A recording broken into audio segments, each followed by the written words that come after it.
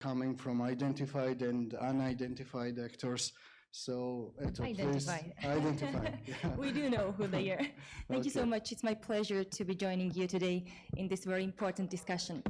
I'll start with one of my favorite tales, which is the tale of fox and turtle. So once there was a fox who wanted to eat the turtle, but every time he tried to do so, the turtle withdrew into its own shell. So Fox tried many things. Fox tried to beat up the shell with a stick, but it did not help. Fox tried to suggest money in exchange of removing the shell, but it did not work as well. So one day, there appeared the hanging TVs on the trees in the forest. And these TVs were advertising turtles without shells, how they were able to freely fly. And of course, our turtle wanted to fly as well. But he also knew that if he had removed the shell, he would be eaten by the turtle. So one day, when the sky was bigger and clearer than usual, the turtle removed its own shell. And turtle did not know, and never will, because he was eaten by the fox, that information warfare is a purposeful training of an enemy on how to remove its own shell. Unfortunately, this tale is not mine. This is the very first and opening paragraph in the book by Russian military analyst Sergei Rastorgurov. And the title of the book is The Philosophy of Information Warfare, and the book was written back in 1998. This very first opening paragraph basically captures the whole notion of the information warfare and how Russia was viewing the information domain back in 90s or back in Soviet times. I will be focusing on Russia because Russia is the #1 national security threat for Georgia, and in the information domain we are observing more and more Russian information operations related to Russia. But the interesting thing is that it's not a new phenomenon. The information operations and disinformation was part of active measures implemented by Soviet Union many years ago. So there were many tools like penetration into churches, political assassinations, poisoning the opponents, and one of the tools of active measures was spreading disinformation and false narrative about the main enemy, which was the US. And there was an interesting operation conducted by the KGB. You might have heard about the Operation Infection or the AIDS disinformation campaign, when basically KGB blamed the US for artificially inventing AIDS virus and spreading into different countries. And this disinformation was on for many years, basically for 10 years, because this operation has started in 1983 and kind of finished in 1992 when the director of Foreign Intelligence Service admitted that this operation was conducted by the KGB. And why I'm talking about this operation? Because we are seeing the same playbook nowadays as well. But the main shift in the disinformation are basically two things. The first, that the spread of disinformation is very quick. Basically, we're one click away from being the targets of disinformation because of the internet. And the second thing is a very important one. If in the times of Soviet Union, the Soviet leadership tried to prove that their lie was a truth, like in the case of Operation Infection, now the modern Moscow is trying to undermine the notion of objective truth. It means that the narratives that we are observing are saying that there does not exist one truth, there does not exist one fact. Everybody has their own truth, and everybody can say what the fact is. And we are seeing many conflicting narratives, many conflicting disinformation narratives on one case. Why? Because to make the society tired and exhausting on searching for the truth. So at the end of the day, when you are reading like 10 conflicting narratives about what is happening in Lugar laboratory, you're just tired. Okay, whatever is going there, I'm just done. And this is basically what is a reference to the turtle and fox tale. If we are not searching for the truth, we're just removing our own shell. to be eaten by the fox. And to move the shift to Georgia, the Kremlin tactics for the last couple of years is the following. They are investing a lot in the local language, not only in Georgia, but other countries as well. Why? Because of many reasons, some people might be skeptical for the content that is published in Russian. That's why something published in Georgian seems more trustworthy. That's why we're seeing many online outlets which are operating in Georgian, but they are financed by the Kremlin actors. Interestingly, one of the very dangerous and concerning trend in Georgia is the rise of far-right groups which are pro-Kremlin and connected to the Kremlin actors.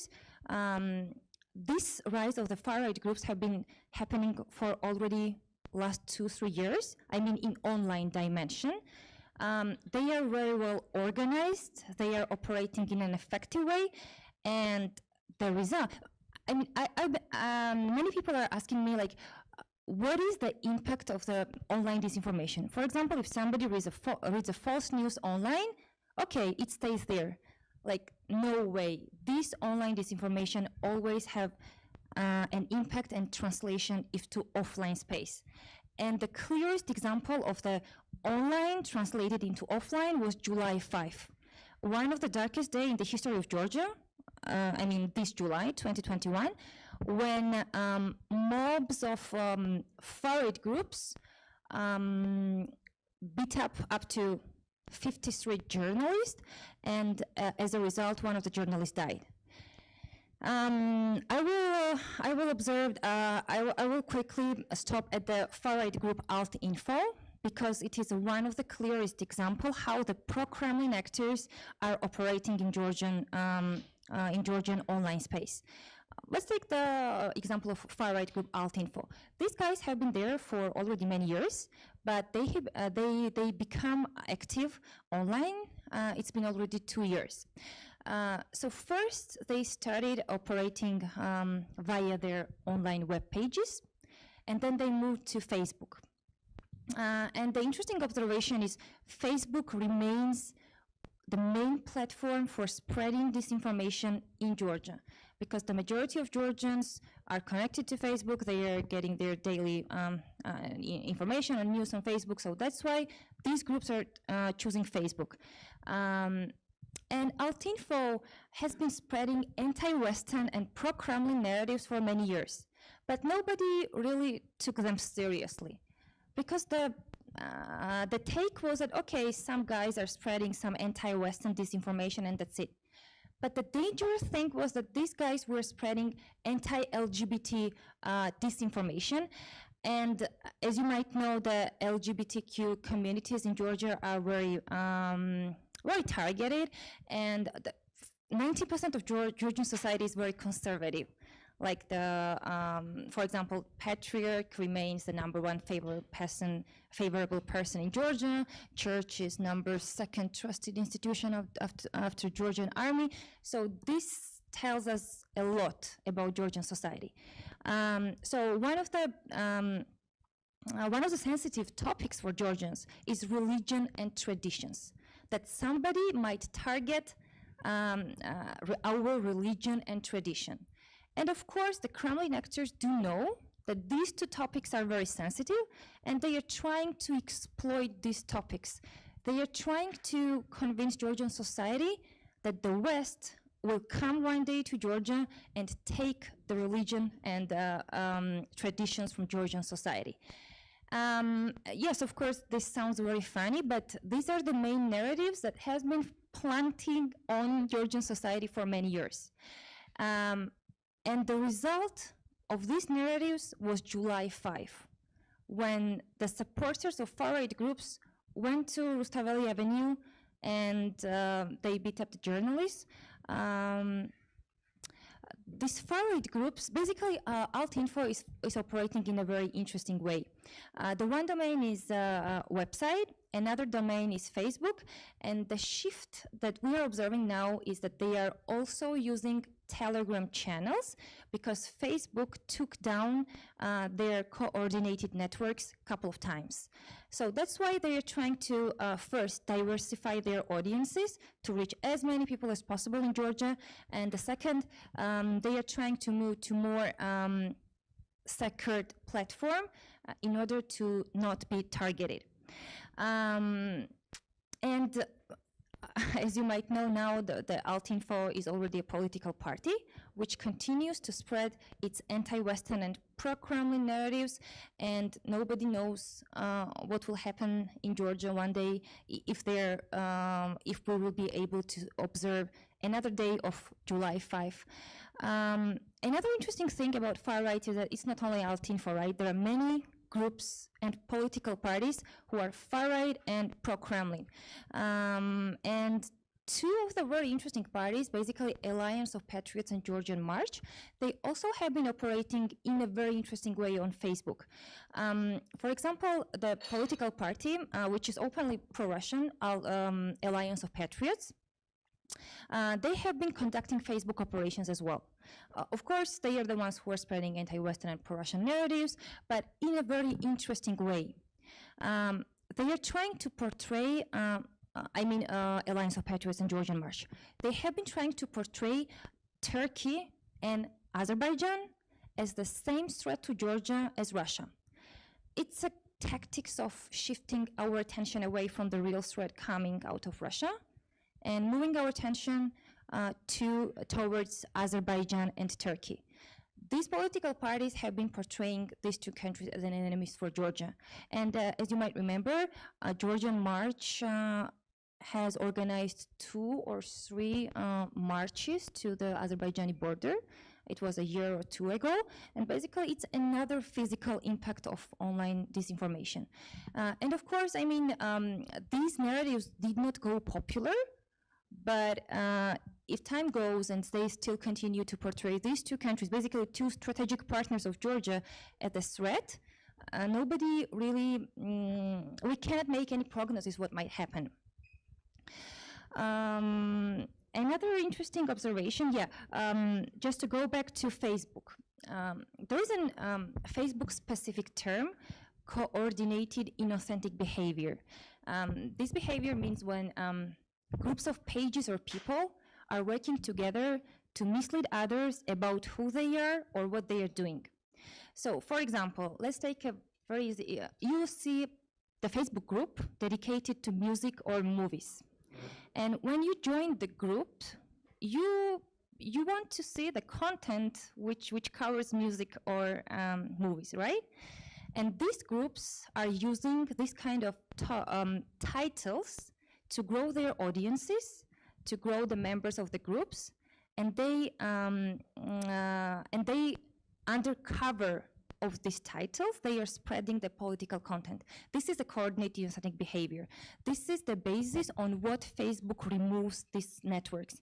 Unfortunately, this behavior first became known to Georgian society back in 2019 when Facebook stated in their statement that a ruling party, Georgian Dream, was involved in coordinated inauthentic behavior and basically was spreading narratives which was artificially promoting Georgian Dream and which was artificially discrediting the opposition parties and journalists and pro-democracy activists. And then unfortunately this tactics was used by some other groups and parties as well in Georgia. But what is interesting is that these actors are becoming smarter. For example, if we take the first case of Georgian Dream being involved in coordinated inauthentic behavior, the tactics was that the party was outsourcing this activity to the local marketing company Panda, which was basically spreading misleading information in the name of Georgian Dream. And the aim was to first hide the traces because it's a very big reputational damage. And second was that basically some specific groups know how to do it best, right? And then when we saw other coordinated inauthentic behavior taking place on Georgian Facebook, they were more advanced. They were changing their tactics. For example, creating many pages, many groups to make it harder for us to search for them. But the good thing is that researchers like us at Atlantic Council, we have the exclusive partnership with Facebook, basically meaning that we're exchanging information with each other, and then Facebook removes this kind of networks. And last but not least, I want to touch upon the cyber domain, but Andro will do it best. We are observing more and more information when cyber attacks and disinformation are crossing each other. For example, you might remember that in 2019 and then in 2020, Georgia saw 3 big cyber attacks on its national infrastructure. The first case was when a Georgian Ministry of Health and DFRLab were attacked, and we saw the leak of documents, and then some actors forged these documents to accuse DFRLab in doing some experiments on humans. Basically the same thing as in Operation Infection. The second case was very interesting one. One day when we woke up, we saw the information that the personal data of 4 million Georgians were available on the hacking forum, the Rates forum. And it's a big shock, right? When you are a citizen of Georgia and all the information, like there was an article which was claiming that addresses, phone numbers, the ID numbers, and all kinds of personal data was just there for everybody, available for everybody. And it is the very first shock which makes the society vulnerable, because you feel this unsafety, you do not really feel secure, and you might think that everything might happen to me in this country. So this was a more influence operation targeted on breaking Georgian society from within. Then we, of course, checked these data and found out that there were not indicated ID numbers and the phone numbers, but of course there were the addresses and the names and surnames, etc., of Georgian citizens. Of course, this feeling of being targeted, being unsecure in the country makes society more and more vulnerable. And I will stop here, and maybe we will have chance to discuss the responses to how to deter disinformation, how to respond, and how to make society more resilient against this threat. Thank you.